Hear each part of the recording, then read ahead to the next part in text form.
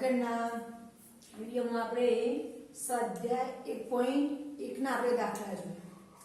હવે આપણે સ્વાધ્યાય 1.2 તરફ જોઈએ છીએ. તો એમાં એની થિયરી પહેલા થોડી જોઈ લઈએ. કેવું લાગ્યું તમને? આગળનું 1.1 બહુ ઈઝી દાખલા હતા. તો એવી જ રીતે આ પણ એટલા જ ઈઝી છે. તો એ પહેલા થિયરી જોઈએ. તો પ્રમેય 1.2 માં પહેલા અંદરના જે શબ્દો આવતા હોય એની આપણે થોડી જાણકારી લઈએ. એક શબ્દ છે વિભાજ્ય અને બીજો શબ્દ છે અવિભાજ્ય સંખ્યાઓ. તો આપણે આગળના ધોરણમાં આવી ગયેલું છે કે વિભાજ્ય સંખ્યાઓ કોની કહેવાય, અવિભાજ્ય સંખ્યાઓ કોની કહેવાય. તો આપણે થોડું જરા ક્લિયર કરી લઈએ. તો વિભાજ્ય સંખ્યા એની કહેવાય કે આપણે શોર્ટમાં કહીએ તો જેને અવયવ પાડી શકાય, એનો વિભાજ્ય સંખ્યા. અવિભાજ્ય સંખ્યા કે જેના અવયવ ફક્ત પોતે સંખ્યા હોય અને બીજો અવયવ એનો એક હોય તો એને કહીએ આપણે અવિભાજ્ય સંખ્યા. ઉદાહરણ સ્વરૂપ આપણે લઈએ સમજવા માટે. ચલો, અવિભાજ્ય સંખ્યા તો 2 લઈએ. તો 2 ના અવયવ કયા કયા? તો 2 ના અવયવ થશે 2 અને 1. ચલો, એવી રીતે આપણે જોઈએ 3 ના અવયવ જોઈએ તો 1 3. ચલો, 4 ના અવયવ તો જોઈશું 1 ભાગી શકાય. અવયવ એટલે કઈ સંખ્યા વડે 4 ને ભાગી શકાય એ સંખ્યા લેવાની આપણે. તો 2 વડે ભાગી શકાય, પછી કયા વડે ભાગી શકાય? 4 વડે. તો આગળ જોઈએ આપણે 5. તો 1 નો 5 વડે ભાગી શકાય. તો અહીંયા જુઓ કઈ સંખ્યા એવી છે કે જેના અવયવ સંખ્યા પોતે અને બીજો અવયવ 1 હોય. તો અહીંયા એવી કઈ સંખ્યાઓ છે? 2 3 5. પછી આગળ આપણે વિચારીએ જાતે તો કઈ આવશે આગળ? 7. પછી 9 આવશે નહીં, કારણ કે 9 ના અવયવ તો પડે છે 1 3 અને 9. એવી રીતે 11. તો આ બધી અવિભાજ્ય સંખ્યાઓ કહેવાય. શોર્ટકટમાં આપણે જો સમજવું હોય તો જે સંખ્યા કોઈ ઘડિયામાં ના આવતી હોય તો એવી સંખ્યાને અવિભાજ્ય સંખ્યા કહેવાય. દાખલા તરીકે 11 એમ ચાલે, પણ વચ્ચે એ સંખ્યા આવે નહીં તો એને આપણે કહીએ અવિભાજ્ય સંખ્યાઓ. વિભાજ્ય સંખ્યાઓ કે જેના અવયવ 2 કરતા વધારે હોય તો એ બધી કહેવાય વિભાજ્ય સંખ્યાઓ. ચલો, એના ઉપરથી આગળ આપણે આ જોઈએ. જો દરેક વિભાજ્ય સંખ્યાને તેના અવયવના ક્રમને અવગણીને અવિભાજ્ય સંખ્યાઓના ગુણાકાર તરીકે અનન્ય રીતે દર્શાવી શકાય છે. એનો આપણે ઉદાહરણ દ્વારા આ વસ્તુને સમજીએ. દાખલા તરીકે આપણે જોઈએ 50. 50 કેવી સંખ્યા છે?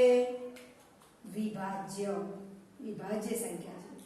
તો વિભાજ્ય સંખ્યાને તેના અવયવના ક્રમને અવગણીને, અવયવો જેના કયા છે એના ક્રમનું કોઈ મહત્વ નહીં. ચલો, આપણને આમ વડે નહીં આવડતું તો 50 ના આગળના ધોરણમાં શીખી ગયા છે કે આવા ઊભા અવયવ પાડી શકાય.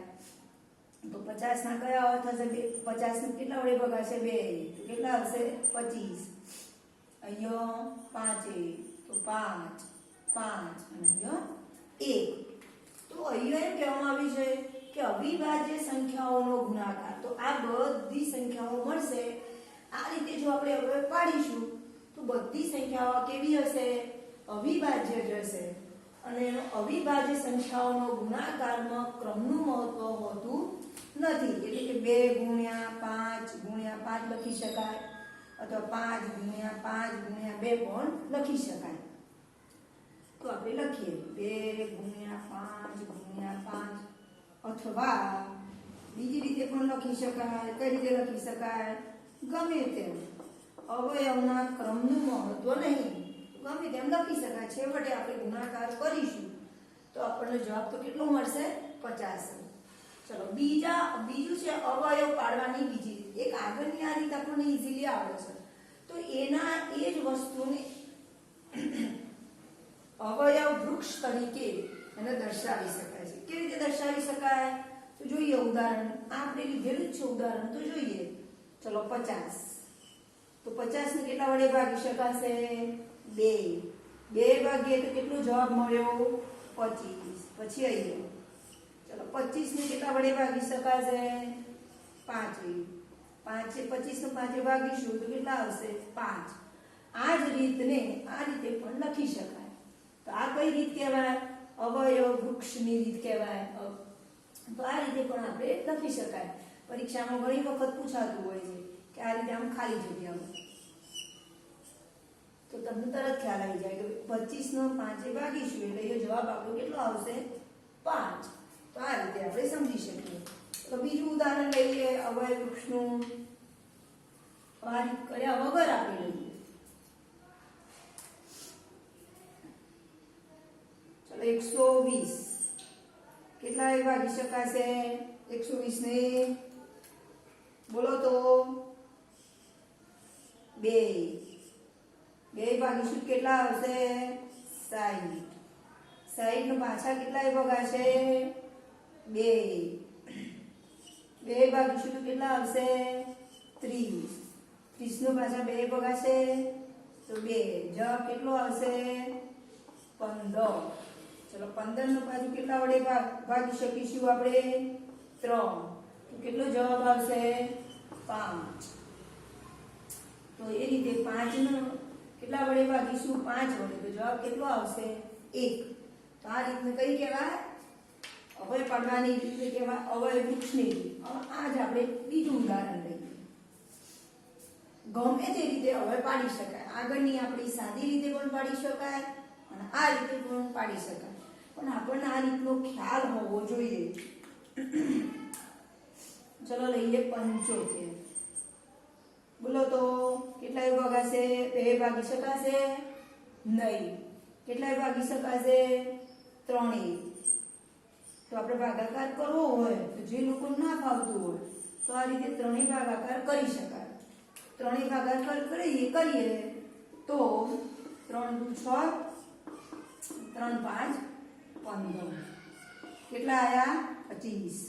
તો અહીંયા 25. જે લોકોને મોઢે આવડતું હોય તો મોઢે પણ ગણી શકાય. પછી આપણને ખબર પડી ગઈ 25 કયા ઘડિયામાં આવશે? 5 ના. એટલે 25 ને કેટલા વડે ભાગી શકાશે? 5. તો 5 ભાગીશું તો જવાબ કેટલો આવશે? 5. પાછું 5 નું ભાગીશું 5 તો જવાબ કેટલો આવશે? અહીંયા 1. તો આ કઈ કહેવાય? અવયવ વૃક્ષની રીત, અવયવ પાડવાની. ચલો એનથી આગળ આપણે જોવાનું છે. આ બે ટોપિકમાં તમને ખબર પડી ગઈ હશે. અને આ રીતે ઊભી રીતે પણ કરી શકાય. બેમાંથી ગમે તે રીત. જો અહીંયા 3 25, એ રીતે 5 5 5 1 થઈ ગયું. આ લો અથવા આ રીત લો, બંને સરખી છે. હવે આપણે આગળ જોઈશું ગુસા. તો ગુસામાં પહેલી ગુસા શોધવાની આગળ સ્વાધ્યાય 1.1 માં આપણે રીત જોઈ હતી. યુક્લિડની ભાગ પ્રવિધિ પ્રમાણે ગુસા શોધવાનો, એ રીત આપણે જોઈ હતી. હવે પણ અત્યારે પણ ગુસા શોધવાનો છે, પણ કઈ રીતે આપણે? તો અવિભાજ્ય સંખ્યાઓના વિભાજ્ય સંખ્યાના અવયવ પાડીને આપણે ગુસા શોધવાનો છે. એ શોધવા માટે આપણે કઈ બાબત ધ્યાનમાં રાખવાની? પહેલા થિયરી લઈ લઈએ, પછી એના ઉદાહરણ લઈએ, એટલે થિયરીમાં વધારે ખબર પડશે. ચલો ગુસા એટલે આપણને ખબર છે, આ શબ્દનો આપણને ખ્યાલ હોવો જોઈએ. કારણ કે આપણે આગળના તમે જોયું સ્વાધ્યાય 1.1 માં કેટલાક દાખલા એવા હતા કે રકમમાં પણ મહત્તમ શબ્દ હોય તો એના ઉપરથી ખ્યાલ આવતું હતું કે આપણને ખબર હોય ગુરુત્તમ એટલે મહત્તમ, તો આપણે કહી શકીએ કે ભાઈ ગુસા શોધો કે લસા શોધો. આગળ જતા લસા શોધવાના પણ આવશે દાખલા. તો ગુસા એટલે ગુરુત્તમ સામાન્ય અવયવ. ચલો હવે આપણે કેવી રીતે શોધવાનું, એના માટેનો નિયમ કયો છે?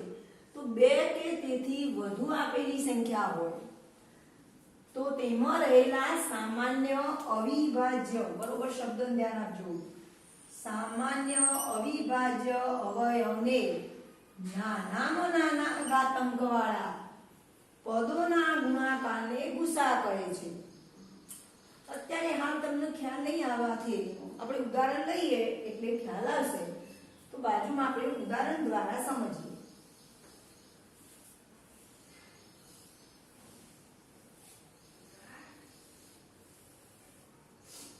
ચલો અહીંયા ગુસા માટેનું ઉદાહરણ લઈએ. દાખલા તરીકે એક સંખ્યા લઈએ આપણે 30 અને બીજી લઈએ આપણે 60. આ બેના અવિભાજ્ય અવયવની રીતે આપણે અવયવ પાડવાના છે. એટલે જો આપણને મોઢે આવડતા હોય તો બી આપણે ડાયરેક્ટ લખી શકીએ, ના આવડે તો આપણે રફ કામ કરી શકાય કે ભાઈ 30 ના અવયવ કયા પડશે? તો 2 15 3 ચલો આપણે અહીંયા લઈ લઈએ. 30 ના અવયવ કયા પડશે? તો 2 કયા કોને ભાગાશે? 30 વડે તો 15 આવશે. પછી કેટલાય ચાલશે? 3 તો 5 5 તો 1. આના આપણે લખી દઈએ 2 ગુણ્યા 3 ગુણ્યા 5. ચલો એવી રીતે 60 ના પાડીએ આપણે. 60 માં 2 કેટલા આવશે? 30. ફરીથી 2 ચાલશે. પછી કેટલા આવશે? 15. પછી 3 કેટલા આવશે? 5 અને 5 1. તો આને આપણે લખીએ ગુણાકાર સ્વરૂપ અહીંયા. તો 2 કેટલા વખત છે? 2 વખત. એટલા માટે 2 ની કેટલી ઘાત લખી શકાય? 2 ઘાત ગુણ્યા 3 ગુણ્યા 5. હવે આપણે આનો ગુસા લેવાનો છે. તો જોઈએ ગુસા. 30 60 નો ગુસા કેટલો થશે? તો એ નિયમ આપણે અહીંયા આપ્યું છે એના આધારે જોઈએ. તો સામાન્ય અવિભાજ્ય અવયવ. ચલો બંનેમાં સામાન્ય અવિભાજ્ય અવયવ કયો છે? અહીંયા 2 છે, અહીંયા પણ 2 છે. એટલે આ તો ખરો સામાન્ય. પછી બીજો કયો છે? 3. અહીંયા પણ 3 છે, અહીંયા 5 છે, તો અહીંયા પણ 5 છે. તો જે સામાન્ય હોય લેવાનું. હવે સામાન્યમાં પણ આગળ ક્લિયરિટી કેવું કે નાનો ઘાત વાળો. ચલો આમાં તો ઘાતનો કોઈ પ્રોબ્લેમ આપણે આવતો નહીં, પરંતુ અહીંયા જુઓ 2 ની 1 ઘાત છે, અહીંયા કેટલી છે? 2 ની 2 ઘાત. તો પછી આપણે કયું લેવું? અહીંયા ગુસામાં 2 ની 1 ઘાત લેવું કે 2 ની 2 ઘાત લેવું? તો એની આપણે અહીંયા કયું છે? નાનો ઘાતાંક વાળો લેવાનો. તો અહીંયા કયું લેવાનું? આપણે અહીંયા 1 ઘાત છે, અહીંયા 2 ઘાત છે, એટલે નાનો 2 ની 1 ઘાત એટલે 2. એટલે ગુસા આવશે 2 ગુણ્યા 3 અને ગુણ્યા 5. તો ટોટલ ગુણાકાર આપણે કરી દઈએ. તો કેટલો આવશે ગુણાકાર? 2 3 6 6 5 30. તો આ બે સંખ્યાનો ગુસા થયો 30. ચલો એવી રીતે આપણે લસા માટે પણ આમ જ જોઈ લઈએ. આ ઉદાહરણમાં હજુ આપણે આગળ દાખલા ગણીશું એટલે વધારે ખબર પડશે, પણ બરોબર આપણે પોઈન્ટ યાદ રાખી લઈએ. ગુસામાં જે સામાન્ય અવયવ હોય તો એ સામાન્ય અવયવમાં જે ઓછી ઘાત હોય એ લેવાની. સરખી ઘાત હોય તો કોઈ પ્રોબ્લેમ જ નહીં, ડાયરેક્ટ આપણે લઈ લઈએ. બરોબર. ચાલો પછી લસા. તો લસા એટલે એનું ફૂલ ફોર્મ છે લઘુત્તમ સામાન્ય અવયવી. તો આમાં પણ એવું 2 કે તેથી વધારે સંખ્યાઓ હોય તો તેના અવિભાજ્ય અવયવ પાડવાના. પણ એમાં કઈ ઘાત? એ બરોબર મહત્તમ ઘાતાંક વાળા. તો અહીંયા એનો આપણે ગુસા લઈએ, અરે લસા લઈએ, સોરી. તો લસા કેટલો આવશે? તો જુઓ આમાં સામાન્ય તો ખરા, પણ એમાં એની કઈ ઘાત લેવાની? વધારે ઘાત. યો તો વધારે ઘાત કઈ છે? 2 ની 2 ઘાત. બાકીના બધા પણ આવશે જ. તો આ રીતે ગુણાકાર કરી આપણે સમજી શકીશું. તો જો આના દાખલા આપણે આગળ લેવાના છે એટલે વધારે તમને ખ્યાલ આવી જશે. ચલો આગળ જે એક સૂત્ર આપણે આવશે દાખલાઓની અંદર કે ગુસા AB ગુણ્યા લસા AB બરાબર A ગુણ્યા B. A અને B એ શું છે? તો કોઈ પૂર્ણાંક સંખ્યાઓ, ધન પૂર્ણાંક સંખ્યાઓ. તો દાખલા કે 30 અને 60 લઈએ, એ લીધી છે તો આપણે તો એ લખીએ ને આપણે કે ગુસા 30 60 લસા 30 60 બરાબર 30 ગુણ્યા 60. આના પણ આપણે દાખલા આવશે, પણ આ સૂત્ર આપણે ખાસ યાદ રાખવાનું. આ સૂત્ર આવડશે તો આપણને આગળ દાખલા આવડશે. ચલો તો એના ઉપરથી હવે આપણે સ્વાધ્યાય તરફ જઈશું. બરોબર ક્લિયર? ગુસામાં કેવી ઘાત લેવાની? સામાન્ય અવયવ હોય એમાં નાની, લસામાં કઈ ઘાત આવશે? મોટી, અને બાકીના જે રહેતા હોય તમામ એ પણ અવયવ આવી જાય. ચલો સ્વાધ્યાય આપણે લઈશું 1.2. 1.2 માં પહેલો દાખલો. એમાં હું 2 3 ગણું છું, બાકીના તમને આવડી જશે. ચલો 1 ગણું ત્રીજો. તમારા જોડે ચોપડીઓ નહીં તો હું બધી રકમ અહીંયા લખું છું તો તમને ખ્યાલ આવે. દાખલા નંબર 1 માં 140.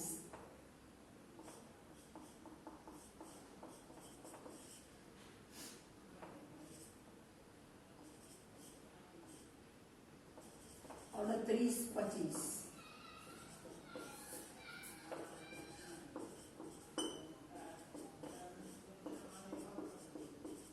चलो આપણે કયા પાડીએ અવયવ? તો આપણે એવું કશું કહ્યું નહીં કે ભાઈ અવયવ વૃક્ષની રીતે અવિભાજ્ય અવયવ પાડીએ આપણે, તો આપણે અવિભાજ્ય એ રીતે પાડીએ. ચલો તો 140 આ તો તમને આવડી જાય, આ પણ આવડી જાય. આ આપણે લઈએ ત્રીજા નંબર. તો બે રીતે આપણે પાડીએ, બે રીતે આપણે કામ કરીશું. તો જેને જે રીત ફાવે એ કામ કરી શકાય. ચલો એ તો 5 છે એટલે તરત જ કેટલાય ભાગ ચાલશે? આપણે સીધો બોલો તો કાં તો 3 ચાલશે અથવા 5 ચાલશે. તો તરત જ જોઈએ આપણે ત્રણેય માટે ચેક કરવું હોય તો કરી શકાય. કેવી રીતે કરી શકાય? એના માટેની ચાવી આવતી હતી. તો કઈ આવે? 3 + 8 કેટલા થાય? 11 + 2 11 + 2 13 + 5 એટલે 18. 18 ને 3 વડે ભાગી શકાય. તો આ સંખ્યાનું પણ 3 વડે ભાગી શકાય. તેના આધારે આપણે 3 નક્કી કર્યા. ચલો ત્રણે આનું ભાગાકાર આપણને મોઢે આવડતો હોય તો મોઢે કરીએ, ના આવડતો હોય તો પછી આપણે સાઈડમાં ભાગાકાર કરી અને પણ કરી શકાય. તો 3 1 3 2 6 કેટલા વધ્યા? 2 3 7 21 15 3 5 15. હજુ ચાલશે? જોઈ લો, સરવાળો કરી જો ચાલશે. 3 તો 3 4 12 3 2 6 3 5 15. હવે ચાલશે જો 4 + 2 6 6 + 5 એટલે 11. 11 ને 3 નહીં ભાગી શકાય એટલે કેટલા આવશે? 5 5 8 40 અને 5 5 25. પાછું કેટલા ચાલશે? 5 5 1 5 અને 5 7 35. તરત કેટલા આવશે? 17 17 આવશે 1. ચલો એનો અવયવ વૃક્ષની રીતે લઈએ તો જુઓ 38 25 એને કેટલા વડે ભાગીએ? 3. જવાબ કેટલો મળ્યો? 1275. ચલો અને કેટલાય ભાગ ચાલશે? 3. જવાબ કેટલો મળ્યો? 425. ચલો કેટલાય? 425 કેટલા વડે ભાગ ચાલશે? 5. કેટલો જવાબ આવશે? 85. 85 કેટલા વડે ભાગી શકાશે? 5. કેટલો જવાબ આવશે? 17. 17 નું કોના વડે ભાગી શકાશે? 17. જવાબ આવશે 1. તો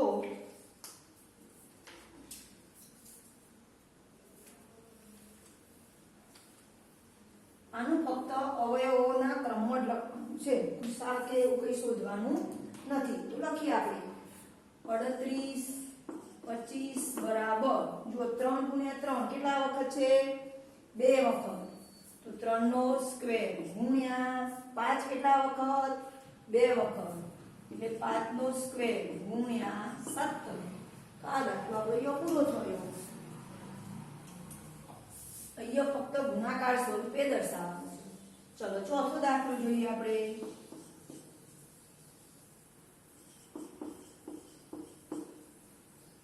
સાઈડ મોરફ કામ કરી લઈએ.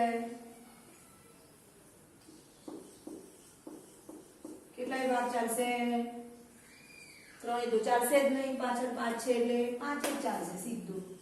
5 પાંચે કેટલા હશે? પાંચે 0 0 1. હવે કેટલાય ચાલશે વિચારો તો તમે.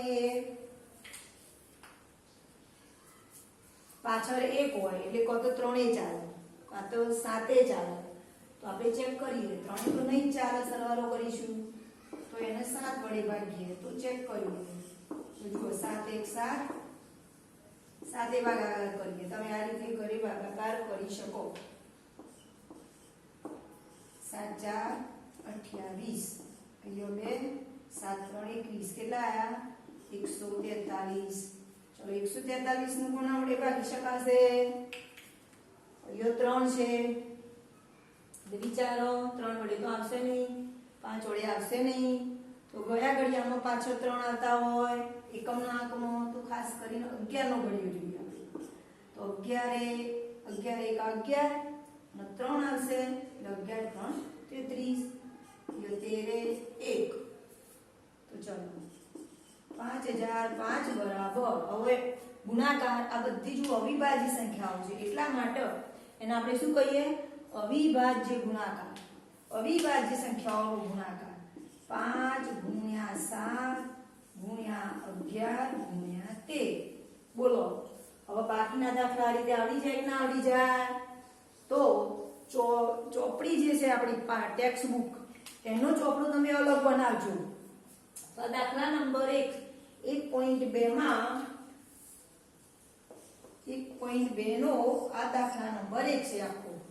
તમારી જોડે ચોપડી ના હોય એટલા માટે મેં આ રકમ લખી, તમે આ બધી લખી અને આ રીતે એનું ગણતરી કરી નાખજો. ચલો હવે હું તમને આગળ દાખલા નંબર આપણે 2 લઈએ. ચોપડીમાં છે એ પ્રમાણે, પણ ચોપડીમાં છે એનાથી થોડું આપણે પહેલા ગુસા લસા પહેલા શોધતા શીખીએ, પછી ચોપડી પ્રમાણે જઈએ. આનું હોમવર્ક હું તમને આપી દઈશ.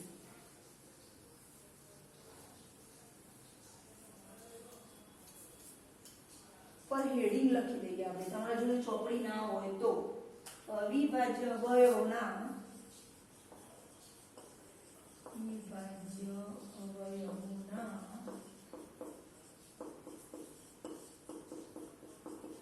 ગુણાકાર સ્વરૂપે દર્શાવો.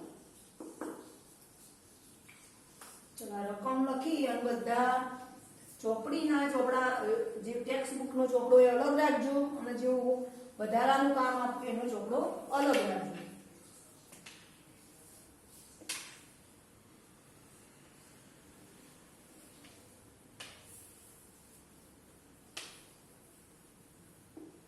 હવે આપણે દાખલા નંબર 2 તરફ જઈએ. પણ 2 માં